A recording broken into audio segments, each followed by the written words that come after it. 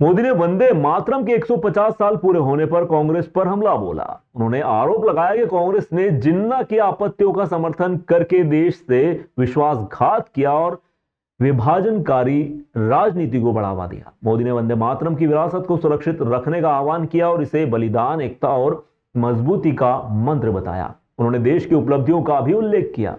मोदी ने सोमवार को वंदे मातरम के 150 साल पूरे होने पर लोकसभा में हुई चर्चा के दौरान कांग्रेस पर जोरदार हमला बोला।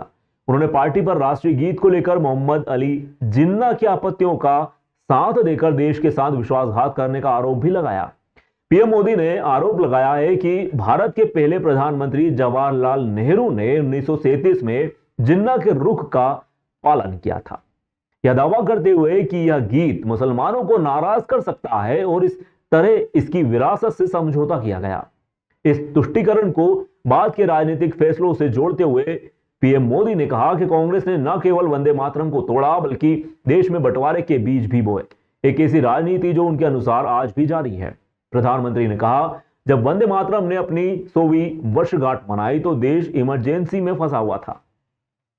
उस समय संविधान का गला घोटा गया था और जो लोग देशभक्ति के लिए जिए और मरे उन्हें सलाखों के पीछे धकेल दिया गया था। उन्होंने इंदिरा गांधी के समय लोकतांत्रिक स्वतंत्रता के दमन और दशकों पहले गीत को किनारे किए जाने के बीच सीधा संबंध बताया। प्रधानमंत्री ने नवंबर 1875 में बंकिम चंद्र चटर्जी द्वारा रचे गए इस गीत की तारीफ करते हुए इसे एक ऐसा नारा बताया जिसने आजादी के लिए लड़ने वालों की कई पीढ़ियों को प्रेरित किया। उन्होंने कहा, अब 150 साल बाद वंदे मातरम की शान को वापस लाने का यह एक अच्छा मौका है। इसने हमें 1947 में आजादी दिलाई थी। पीएम मोदी ने इस मौके को राष्ट्रीय उपलब्धियों के बड़े संदर्भ में रखा। इस गीत को बलिदान, एकता और मजबूती का मंत्र बताते हुए पीएम मोदी ने संसद से आग्रह किया कि यह सुनिश्चित किया जाए कि इसकी विरासत आने वाली पीढ़ियों के लिए सुरक्षित रहे। उन्होंने कहा कि यह सिर्फ इतिहास को श्रद्धांजलि नहीं है बल्कि हमारी लोकतांत्रिक भावना की फिर से पुष्टि है। अतीत के सबक हमारे भविष्य का मार्गदर्शन करते रहने चाहिए।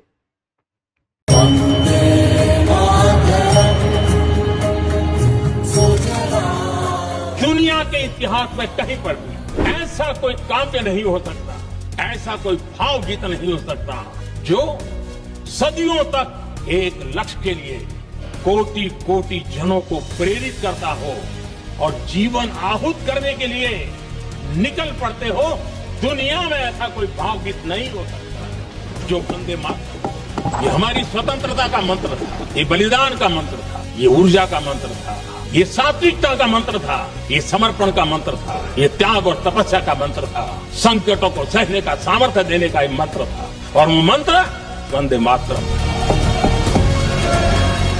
वंदे मातरम 150 वर्ष की यात्रा अनेक पड़ावों से गुजरी है, लेकिन आदरणीय अध्यक्ष जी, वंदे मातरम का जब 50 वर्ष हुए तब देश गुलामी में जीने के लिए मजबूर था और वंदे मातरम के 100 साल हुए तब देश आपातकाल की जंजीरों में जकड़ा हुआ था। जब वंदे मातरम 100 साल के अत्यंत उत्तम पर्व था, भारत के संविधान का गला घोंट दिया गया। जब वंदे मातरम 100 साल का हुआ, देशभक्ति के लिए जीने मरने वाले लोगों को जेल के सलाखों के पीछे बंद कर दिया गया। जिस वंदे मातरम के गीत ने देश को आजादी की ऊर्जा दी थी, उसके जब 100 साल हुए तो दुर्भाग्य से एक काला कालखंड हमारे इतिहास में उजागर हो गया।